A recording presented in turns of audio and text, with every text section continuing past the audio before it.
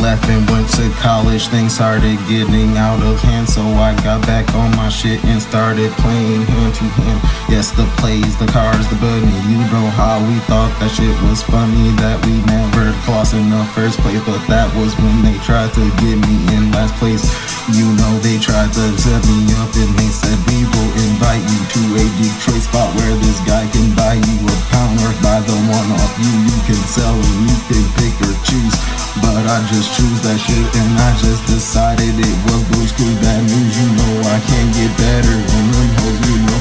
They were coming around at first because they saw all the weed and I was sharing it for free. So what the fuck do you mean? They didn't have to get on their knees on the weed. I guess that's what they had to do, to smoke on that Gorilla Glue.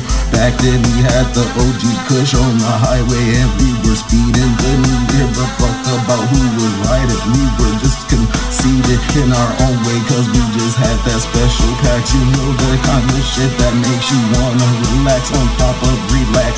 And I can't get back all the slack that came up out of it. You know them people slept on my fucking beanbag chair and they had sex on there, and that became a little joke at the time. How I fell asleep on the couch and I had to use the beanbag chair as a pillow at the same time because my friend was fucking some bitch in his room and he put the sock on the door handle. Didn't know if I can handle the shit if it came at me at the time.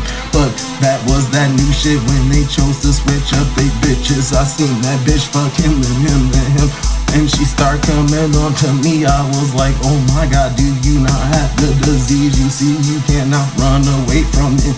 You see that you are a whore and you just start praying about it. You didn't really get out of it. You just decided you would go with the flow, and I guess that's just how that shit goes. And that shit is kinda cool if you think about it. Wasn't onto the scam plays, but I got better about it. When that shit happened to me for a second time, I did not doubt it. I chose to X that bitch out and I didn't have a pout about it. That shit was kinda fun, so I stayed in my own kinda lane point. And you know how we don't reveal shit on point. I'm spitting this shit so sick you can't get it hit with it. And is it hitting or missing? We don't know if you chillin' with your bitch up in the kitchen. Them niggas was making the crack up in that shit, but I chose not to do all that. I just so we don't leave. And that dude moved that shit for me at the time. That shit was kind of a funny story because he chose to be boring and he chose to give out fronts. I was like, what the fuck do you want? I'd rather run or hide than give a front out because that shit was kinda played out. You know we were getting high on that weed and you played out, sold all my shit and we had to recover it. Didn't get no shit, so you know we had to get away from the undiscoverable pleasures that came to me in the way that I had to get away from my early days as a fucking dude.